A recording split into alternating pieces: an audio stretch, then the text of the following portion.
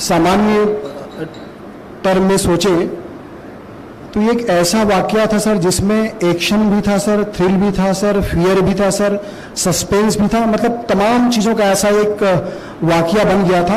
मैं इसको सीक्वेंस पे सर थोड़ा थोड़ा आपको शेयर करना चाहूँगा। शाम को लगभग 4:50 में सर मेरे पास एडिशनल एसपी का फ़ोन आता है कि इस तरह का वाकया हो गया है, एक बच्चा बोरवेल के अंदर गिर गया है। यह सुनते ही सर मैं पास के गांव पे दौरे पे गया था। एक सिहरन से अचानक से दौड़ी सर, क्योंकि मैंने प्रिंस वाला एपिसोड और तमाम चीज़ें पढ़ रखी थी। उसको पढ़ते ही सबसे पहले सर हमने ये तय किया कि जो शक्ति में हमारे जो ऑफिसर्स पोस्टेड थे, एडीएम थी, एसडीएम, वहाँ की ओएसडी, इन सबको मैंने कहा कि आप तत्काल वहाँ पे पहुँचे सर। और ये कहने के बाद में मैंने पीएचई विभाग के ई को कहा कि बोरवेल का प्रोफाइल जाकर के आप चेक करके इमीडिएटली मुझे बताएं। मैं खुद वहाँ से स्टार्ट कर गया सर स्पॉट पे जाने के लिए। और इस बीच मैंने सबसे पहले सर मुख्य सचिव महोदय को अवगत कराया कि इस तरह की घटना हुई है। फिर मैंने प्रमुख सचिव साहब को निवेदन किया कि भारतीय सेना, एनडीआरएफ, एसडीआरएफ इसको इमीडिएटली मूव करने के लिए सर मैं रिक्वेस्ट कर रहा हूँ। सर ने कहा कि मैं टेलीफोनिकली सबको मैनेज कर रहा हूँ, आप तुरंत एक फॉर्मल लेटर भी भेज दीजिए। इस बीच में सर जैसे ही ये जानकारी प्राप्त होती है कि 60 फीट का गहरा बोर है और उस बोर में मैंने ईपीएचई से पूछा सर, ये बात मैंने उस समय शेयर नहीं किया, उनका गांव भी वही है सर। उन्होंने मुझे बताया कि वहाँ पे हार्ड रॉक प्रोफाइल है और पानी नहीं मिलता उस लेवल तक और आपको बहुत ज़्यादा कठिनाई का सामना करना पड़ेगा। उस समय सर मैं सोच नहीं सकता किस तरह के भाव आए, क्योंकि एक तरफ टीम को डिप्लॉय भी करना था, दूसरी तरफ बच्चे को बचाना भी था, तीसरी तरफ कठिनाइयां जो थी विकराल प्रारंभ से लग रही थी सर। मैंने फिर नाइट होने वाला था तो मैंने सोचा कि लाइट्स या बाकी ऑपरेशंस में दिक्कत ना हो, इसलिए तुरंत मैंने ई&एम विंग को कहा कि वहां पर लाइट्स का प्रॉपर अरेंजमेंट इमीडिएटली किया जाए। इस स्पॉट पे जब हम पहुंचे सर तो स्थानीय जो शक्ति के हमारे प्रशासन के अधिकारी थे, उन लोगों ने जो छोटी मशीन है वो वहां तक पहुंचा दी थी और लोग अपनी ओर से कोशिश कर रहे थे। इस बीच जो पुलिस विभाग के एसडीओपी खोटिया हैं और स्थानीय लोग हैं, उन लोगों ने सर गांव पे ही एक कैमरे वाले के पास में कैमरा था, उसको अरेंज करके नीचे डाल दिया। मेडिकल टीम ने सर वहां पे ऑक्सीजन की व्यवस्था कर दी सर। जब हम पहुंचे सर रात्रि का वक्त हो गया था। जब वहां बच्चे को देखे तो बच्चा सर कभी दिखता था कभी नहीं दिखता था, तो ये बात हमारे समझ के बाहर हो रही थी कि आखिर हो क्या रहा है। तब ये बात पता चली सर कि बच्चा बोरवेल में जहां पे है वहां पे एक छोटा सा अलग से केव यानी गुफा जैसे बना हुआ है, उसी गुफे में बच्चा कभी अंदर जाता कभी बाहर आता। इसी बीच सर एनडीआरएफ की टीम पहुंच गई, एसडीआरएफ की टीम पहुंच गई और हम लोगों ने कोशिश किया कि जो अपने सामान्य उपाय होते हैं, एनडीआरएफ जिस चीज़ के लिए ट्रेंड थी कि रस्सा डाल के और कुछ सिस्टम डेवलप करके बच्चे को कैसे बाहर निकालने, इस बात की कोशिशें जारी हो गई। तब एक जो तथ्य, एक जो सच हमारे सामने आया सर कि बच्चा सुनने में कमज़ोर है, बोलने में दिक्कत है और मेंटली थोड़ा प्रॉब्लम है, दिव्यांग है। इन बातों ने सर जो समस्याएं हमारे सामने खड़ी थी उसको कई गुना बढ़ा दिया, क्योंकि बच्चे को रस्सी से हम सुविधाजनक रूप से खींचने की कोशिश करते, वो रस्सी को देख करके अपने आप को अंदर खींच लेता था सर। तो ये उपाय हमको समझ नहीं आया था कि ये कैसा करें, क्या करें। पर हमने ये तय किया सर कि उसी समय स्ट्रेटेजिकली ये डिसाइड किया कि ऑप्शंस क्या क्या हो सकते हैं, option A, option B, option C, और ये तय कर लिया कि सारे ऑप्शंस को हम एक साथ कोशिश करते रहेंगे जब तक कि राहुल को हम बाहर ना ले आए। इसी कोशिश में सर फिर हम लोगों ने साइट पे जो डिगिंग का ऑपरेशन को स्टार्ट कर दिया। हमने ये सावधानी बरती कि कहीं कोलैप्सिबल सॉइल या स्टार्टा आ जाएगा और वो वहाँ गिर गया, क्योंकि उसमें केसिंग नहीं था सर। यदि वो गिर जाता तो बच्चे को ऑक्सीजन मिलना बंद हो जाता, ये सबसे बड़ी कठिनाई थी सर। और दूसरा, उसके अंदर में पानी था सर, पानी का लेवल भले ही कम था, बट यदि पानी में मलबा गिरता तो पानी का लेवल ऊंचा हो जाता सर और उसको खाली करने में दिक्कत जाती और बच्चा ट्रैप हो जाता। तो ये सारी चीज़ें वहाँ पे विद्यमान परिस्थितियाँ ऐसी हो रही थी कि जो तमाम चीज़ों को कठिन से कठिन बना रही थी। हमारी टीम ने सर नेट पे भी इस चीज़ को देखना चालू किया कि जहाँ जहाँ ऑपरेशंस हुए थे वहाँ क्या क्या था। मैंने सर कमांडर साहब से बात किया सर कि क्या हो सकता है। आर्मी की टीम सर वहाँ तैनात थी हरियाणा पे, राजस्थान पे। तो इन्होंने मुझे एक ही चीज़ कहा सर कि जितेंद्र, वहाँ का जो प्रोफाइल है और आपके यहाँ का प्रोफाइल बिल्कुल अलग अलग है। आप ये मान करके चलिए कि राजस्थान में जितनी कठिनाई थी उसे 100 गुना कठिन परिस्थितियों से आपको जूझना पड़ेगा। तो ये बात सर एक तरफ हमको अपने काम और जो रणनीति अपना रहे थे उसमें मदद तो कर रही थी, दूसरी तरफ सर हमारे अंदर एक डर भी पैदा कर रहा था कि जब कठिनाइयाँ इतनी ज़्यादा है तो हम इनका सामना कैसे करेंगे। इसी बीच सर आपका माननीय मुख्यमंत्री जी को जैसी सूचना मिली उनका कॉल आ गया और उन्होंने कहा कि जितेंद्र कुछ भी हो जाए बच्चे को तुमको जीवित बाहर लाना है। सर ये आपका पहला संदेश था जो आपने मुझे दिया और इससे सर एक हमारे प्रदेश के जो मुखिया हैं उनकी इस मामले में गंभीरता का जो एहसास हुआ हम लोगों को वो तो था ही सर। इसने हमारे मनोबल को भी बढ़ाया सर और साथ में जो जिम्मेदारी का एहसास है उसको भी की। तब हमने तय किया कुछ हो जाए हमको अंत समय तक जब तक राहुल हमारे हाथ में नहीं होगा जूझेंगे। और हम सर फिर लगातार बढ़ते गए। प्रारंभिक रूप से सर मैंने आकलन किया कि शायद 60 घंटे में हम इस चीज़ को कर पाएंगे, पर जो नीचे जाते थे सर इस बीच में हम मौसम का पूर्वानुमान देखते थे तो पता चलता था कि बादल है, बारिश की संभावना 40% है, इतना है। तो ये तमाम चीज़ें हमारी बाधाओं को बढ़ा रही थी सर। इस बीच जो चीज़ मैंने सबसे पहले माननीय मुख्यमंत्री जी से शेयर किया कि वहाँ पे एक सांप है और सर वो सांप रसेल वाइपर था सर, जहरीला सांप था सर। मैंने आपको सिर्फ कहा सांप है और सर ने कहा कि इसको शेयर मत करना क्योंकि ये तुम्हारी टीम की कठिनाई को बढ़ाएगी और वैसे ही जो बाकी लोग हैं बार बार ये कहेंगे कि तुम कुछ नहीं कर पा रहे हो तो तुम्हारे ऊपर दबाव और बढ़ेगा। तुम एक लाइन से बस ये चीज सोच करके आगे बढ़ते चलो कि तुमको राहुल को हर हाल पे बाहर निकालना है। ईश्वर तुम्हारी टीम की मदद करेगा। किसी भी प्रकार की संसाधन चाहे पूरे भारत देश में कहीं से हो, कुछ भी हो, हम तुमको उपलब्ध कराएंगे। और फिर सर ने कहा कि गुजरात में एक रोबोटिक्स वाली टीम है, तुम उसको बुलाओ। मैंने एसपी साहब से चर्चा की सर, उससे बात किया। बात करने के बाद में तुरंत उसको हमने कहा मूव करो, तो पता चला कि वो अहमदाबाद से 8 घंटे की दूरी में है। हमने कहा जैसे भी आप आओ। उसको नेक्स्ट डे मॉर्निंग पे जब हम लेकर के पहुंचे उसने उस उपाय को भी वहां प्रारंभ किया। अब उस उपाय को अपनाना प्रारंभ किया तो फिर बच्चा सर जैसे ही इस चीज को डालते थे फिर अंदर छिप जाता था। तो मैंने फिर ये तय किया कि ये उपाय चलता रहेगा, आप इसको चालू रखें। और जो एनडीआरएफ की टीम है सर, जिसका नेतृत्व मिस्टर मिश्रा कर रहे थे, सामने बैठे हैं सर। मिश्रा जी प्लीज एक बार खड़े हो जाएं सर। ये थे सर, इनके साथ सर एनडीआरएफ की पूरी टीम थी। एक बार सबसे अनुरोध करूंगा जहां बैठे एनडीआरएफ की टीम प्लीज खड़े हो जाएं, स्टैंड अप प्लीज।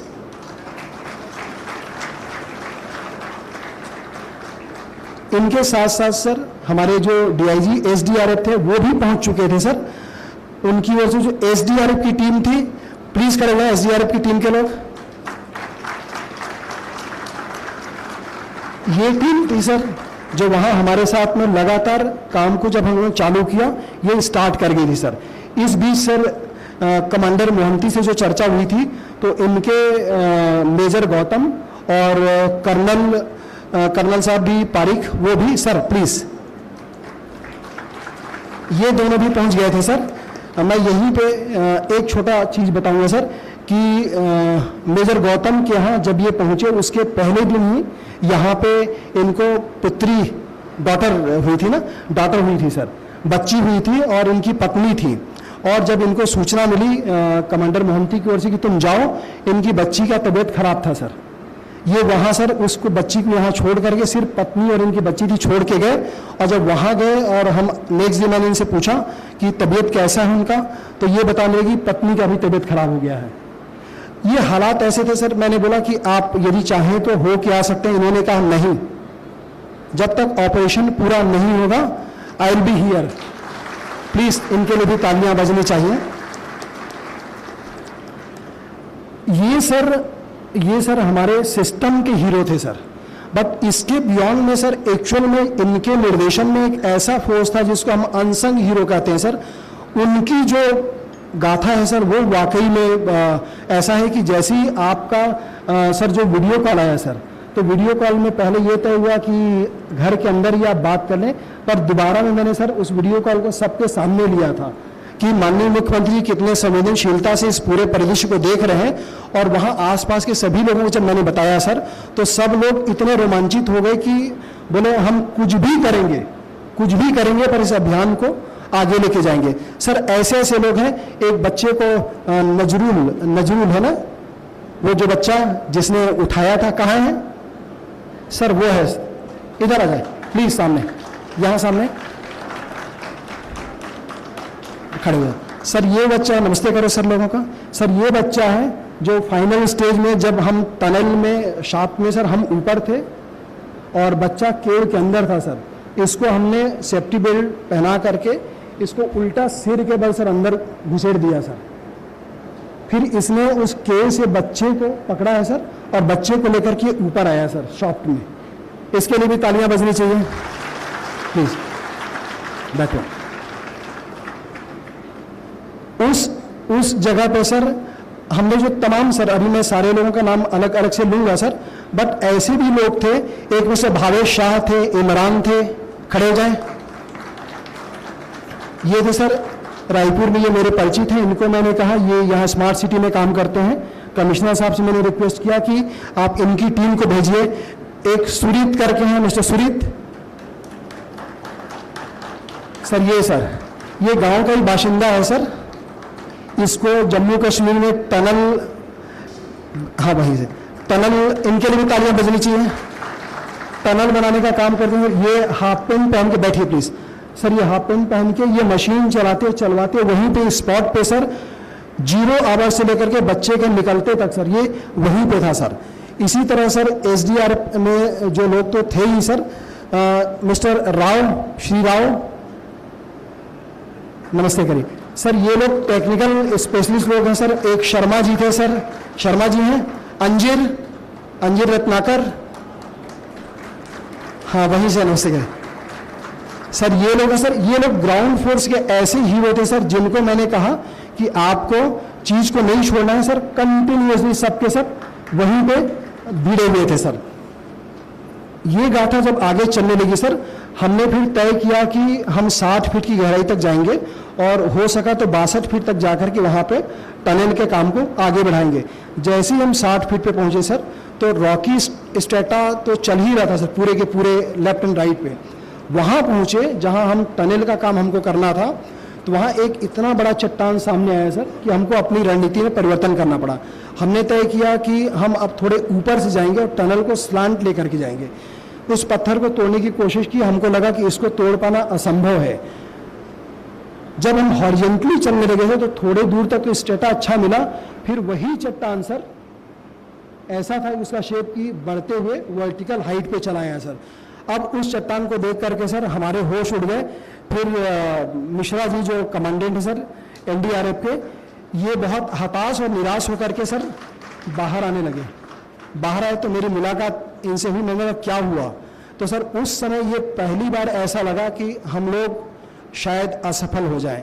एक बहुत बड़ा डर सामने आया सर कि इन्होंने कहा ये चट्टान यहाँ मिला है, इसको तोड़ पाना मुश्किल है।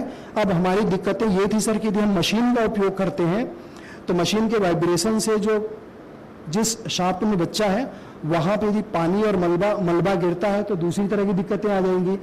ये एक ऐसा क्षण था जिसमें हमको निर्णय लेना था कि हम रिस्क को कितना और कैसे लें। तो इन्होंने कहा कि सर आप बताइए। मैं खुद सर घबरा सा गया था। फिर हम लोग आपस में बैठे सर, जो हमारे ADM थे, SDM थी, वहाँ की OSD नुपुर थी, ये थे और बाकी जो ग्राउंड लेवल लोग थे, क्या करें क्या ना करें। फिर हमने तय किया सर कि एक बोर कटिंग मशीन होती है, हम उसको बुलाएंगे। उसको पता किया कि वो किसके पास है, तो बिलासपुर में एक मिस्टर कमल है सर, कमल सोनी, उनको भी हमने बुलाया। कमल जी ये है सर, ये काम करते हैं। इनको सर भगवान कैसे साथ होता है उसका बहुत बड़ा एग्जाम्पल है कि जब हमने इनको early in the morning ring किया, एक कॉल पे इन्होंने फोन उठाया सर। हमने कहा आपके मशीन की जरूरत है। इन्होंने बिल्कुल नहीं पूछा क्यों क्या, ये बोले बस मैं सर रवाना कर रहा हूँ। और वो मशीन इन्होंने जब भेजी तो वो 2 घंटे 3 घंटे का वक्त था सर। वो मशीन हमारे लिए गेम चेंजर साबित हुई सर।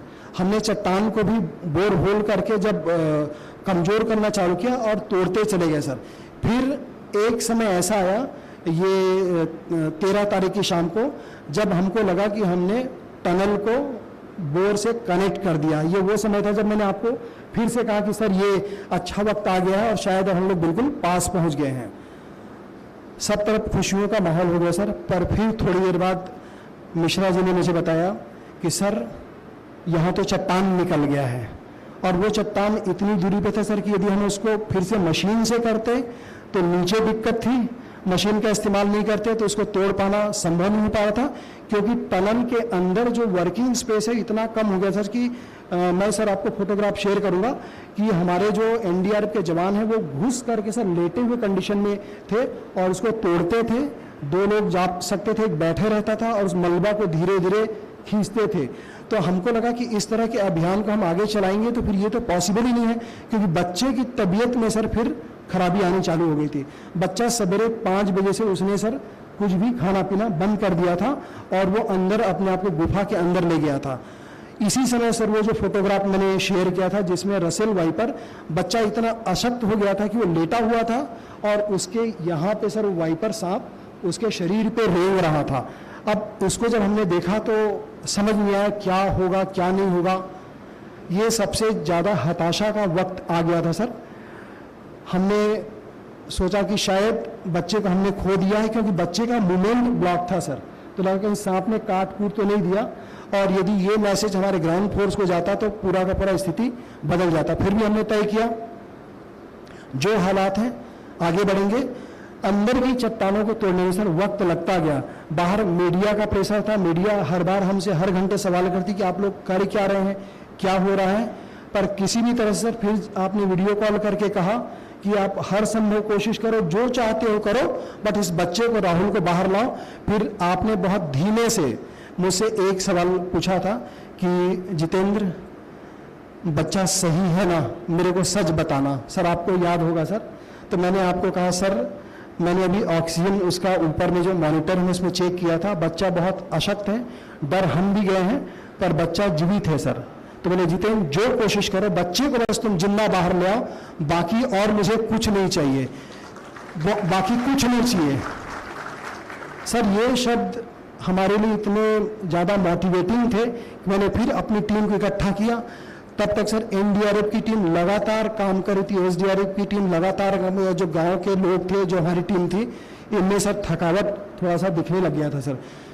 मैंने शाम को 4 बजे के आसपास, 3 बजे के आसपास सर मैंने तय किया, कर्नल पारिक को मैंने कॉल किया सर, गौतम को, कि अब हम ये वक्त आ गया कि इसी वक्त एनडीआरएफ एसडीआरएफ के हाथ में आर्मी को भी डिप्लॉय करेंगे सर। और जब आर्मी आई सर तो काम तो एनडीआरएफ की टीम 95% कर चुकी थी, बट आर्मी के जो लोग अंदर गए सर तो बोलते हैं कि कोई चीज़ सौभाग्य को लेकर के आती है।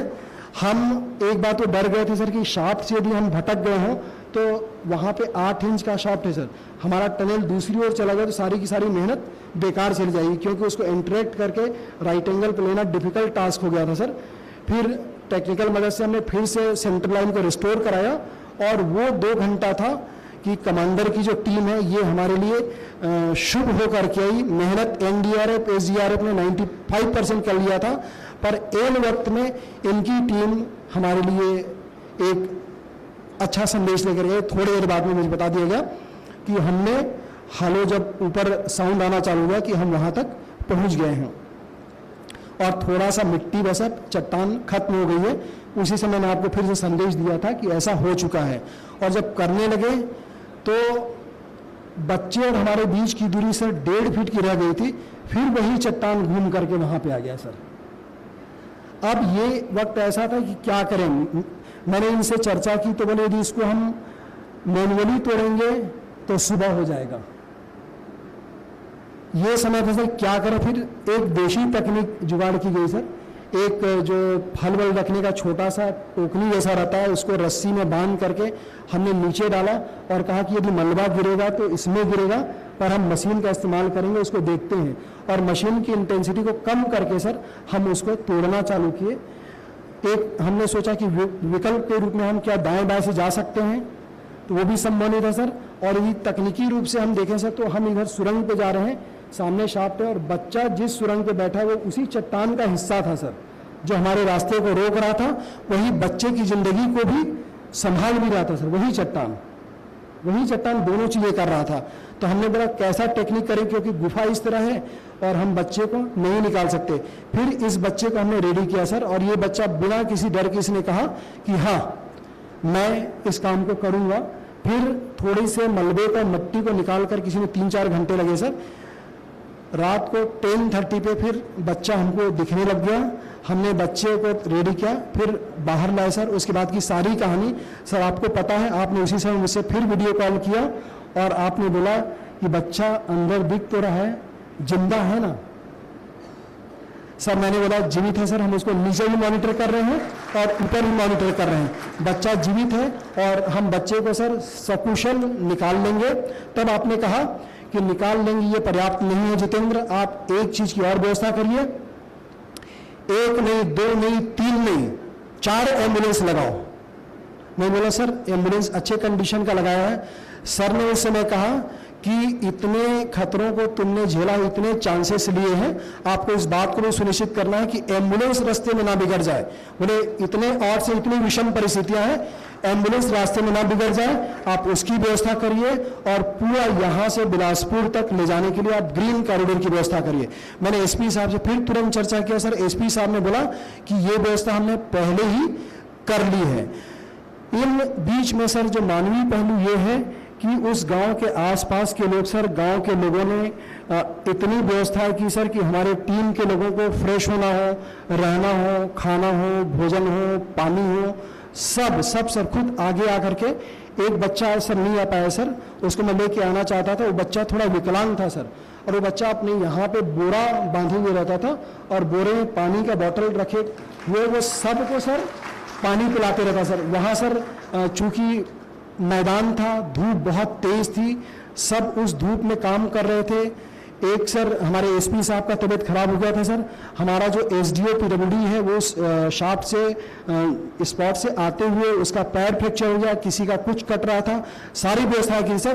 पर मैं अंत में ये जरूर कहना चाहूँगा सर, इन तमाम विरोधों अवरोधों के बावजूद जो आपने हमें मोटिवेट किया सर, जो उत्साह बढ़ाया सर, और जो हमारी टीम जो मोटिवेटेड थी सर, और हम सर इस बीच में कुछ लोगों को सर अलग अलग मंदिरों में भेजते थे सर और बोलते थे कि वहाँ वीडियो कॉल करें, भगवान का दर्शन करा, हम उनसे आशीर्वाद लेंगे। सारी चीज़ें हमने कोशिश की सर। इन तमाम चीज़ों की परिणति यही हुई सर कि आपने जो उत्तरदायित्व हमें दिया था, उस बच्चे राहुल को ऑपरेशन 104 घंटे 104 आवर ऑपरेशन राहुल की परिणति बहुत सुखद हुई। और उस सुखद परिणति के बाद में सर आज हम यहाँ आपसे आशीर्वाद प्राप्त करने यहाँ पे आए हुए हैं सर।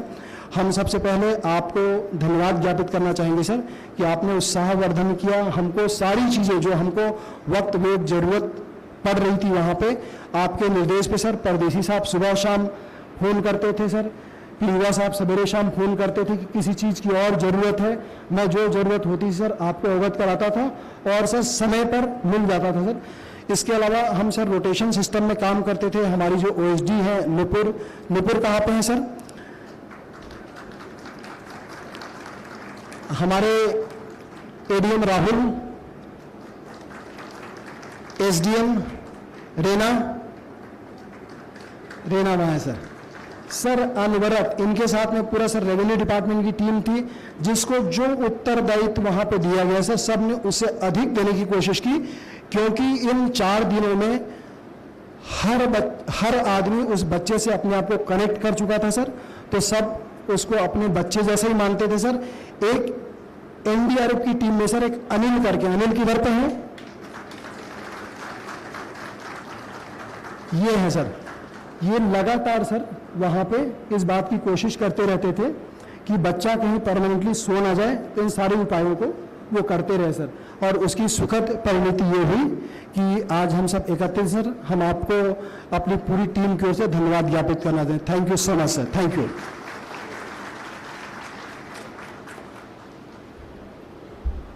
धन्यवाद कलेक्टर महोदय।